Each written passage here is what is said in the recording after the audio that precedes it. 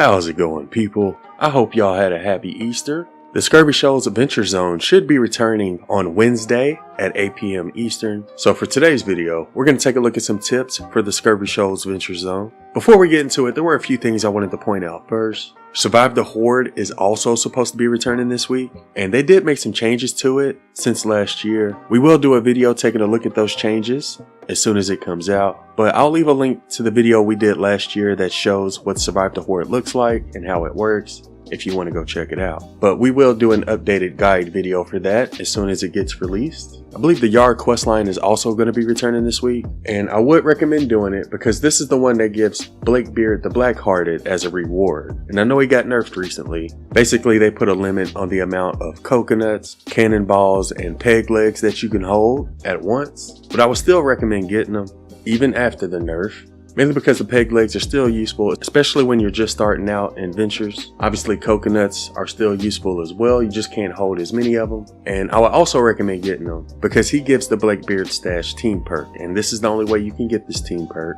So if you haven't gotten him yet, you may want to do the Yard quest line when that returns. Also, Miss Bunny Penny is currently available in the item shop. Just wanted to mention that for my fellow penny enjoyers. And if you do plan on buying her, be sure to use creator code A1. Anyways, when it comes to the Scurvy Shoals Adventure Zone, one of the modifiers that comes with it is called Bouncy Husk. And the description for this modifier says, with this modifier, Husk, Huskies, and Mist Monsters all have increased health, but they are more susceptible to knockbacks, especially from ranged and melee weapons. Send those Husks flying back into the storm that they came from. So with that being said, if you want to knock them back as often as possible, you'll want to use weapons that have a lot of impact. And there's a lot of weapons that have a lot of impact, but one of the best weapon sets for impact are the hydraulic weapons. So if you see any of these in the vending machine, you may want to grab it. And if you really want to take advantage of that Bouncy Husk modifier, then you can equip a hero that increases your impact, like Black Knight Garridan, for example. And the Bouncy Husk modifier isn't the only one we get with the Scurvy Shoals Adventure Zone. We also get a modifier called Super Treasure, and the description for this one says, with the Super Treasure modifier, treasure chests filled with valuable loot will periodically drop after defeating enemies. Keep in mind, commanders, the tougher the enemy you defeat, the more likely a chest will drop from it. Great enemies mean great rewards. And this Super Treasure modifier is very similar to the Blakebeard Stash team perk. It'll drop a chest that you can open, and you can get materials, traps, resources, as well as weapons from it. So not only can you get good weapons from the vending machine, you can also get them from wildlife that has a glow on it. Like with these, for example, they have a purple glow. Sometimes they'll drop weapons. You can also get good weapons from the storm chest. You can also get weapons from this target practice minigame. Oh, did he just shoot a gnome? That apparently shoots gnomes sometimes. Oh, it shot another one. But yeah, you can also get weapons from this little minigame. But the easiest way to get weapons in the Scurvy Shoals Adventure Zone is from this Super Treasure modifier. So keep an eye out for any treasure chest that the enemies drop, and make sure you pick up that loot. Next up, we're going to take a look at some different loadouts. And normally every year, I always recommend Fossil Southie, especially in the beginning of the venture season, because you don't start off with any materials or resources, and he's really good when it comes to farming materials and resources. But I believe he's bugged at the moment. His commander perk doesn't give as much energy as it's supposed to. It gives roughly the same amount of energy that his standard perk does. So with that being said, you can't use your anti-material charge as much before you run out of energy like before. You also can't spam your heavy attack as much as before because of this bug. So because of that bug, you may want to switch him out for Archaeologist or Clip. But yeah, with this loadout, we have Archaeologist with Blast from the Past. And for our support team, we have Paleo Luna, Prehistoric Isa, Clip, Fossil Southie, and Crossbones Barrett.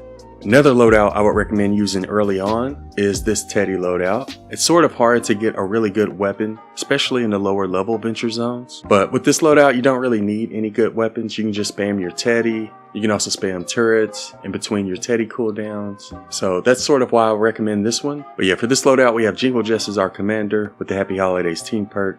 And for our support team, we have Ventura Ramirez, Trailblazer Quinn, Gumshoe, Stare Down Southie, and Jilly Teacup.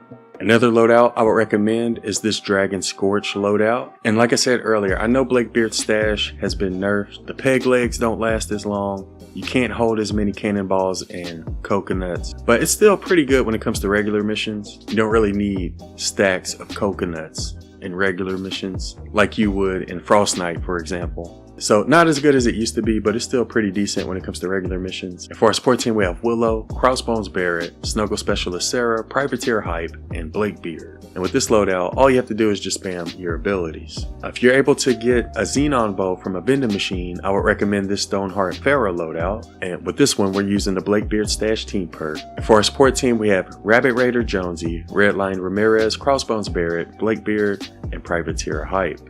And I suppose if you're doing a defense mission, you could also use a constructor loadout. Some of my favorite constructor loadouts are the power base constructor loadout with the recycling team perk. Another one I would recommend is the base constructor hero loadout. But those are some of the heroes I would recommend when it comes to Scurvy Shoals. Next thing I want to do is explain how to level up in the Venture Zone quickly.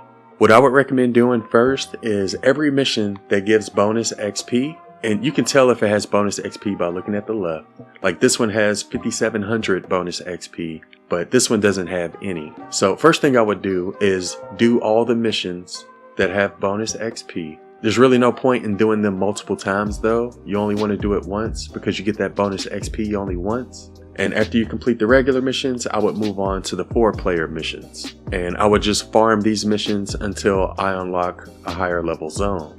4-player missions only give bonus XP once, just like regular missions, but you do get double the amount of XP from the mission itself compared to regular missions. See, this one gives ×2 and this one doesn't. Another way you can increase the amount of XP you get from each mission is by increasing the difficulty. So that's sort of my approach when it comes to leveling up quickly in the Venture Zone. I do regular missions that give bonus XP first. After I've done all those, I'll then farm the 4-player missions until I unlock higher level missions. And again, you'll want to increase the difficulty whenever possible. So that's how you level up quickly. Anyways, last thing I want to go over are all of the Venture Zone rewards. And I'll leave a link to where I found this image in the description if you want to go check it out. And I'm not going to go over all of these rewards, just some of the major ones. At Venture level 13, you get your Weapon Research voucher. At 17, you get a Core perk. At level 20, you get a Hero Recruitment voucher. At level 25, you get your first Survivor Supercharger. You'll get a Trap Supercharger at level 28. You get 2 Survivor Superchargers at level 31, 1 Hero Supercharger at 34, 3 more Survivor Superchargers at level 37, a Weapon Supercharger at level 40, 4 Survivor Superchargers at level 42, another Hero Supercharger at 44, 5 more Survivor Superchargers at 46, Trap Supercharger at 48, Hero Supercharger at 49, and another Weapon Supercharger at level 50. You can also get Superchargers from the Venture Challenge quest as well. But that sums up everything I wanted to go over in regards to the Scurvy Shoals Venture Zone. Before I go, I did want to give a huge shout out to everybody who's been using creator code A1, and just want to let you know I appreciate you. Anyways, I hope y'all have a wonderful day, and thanks for watching.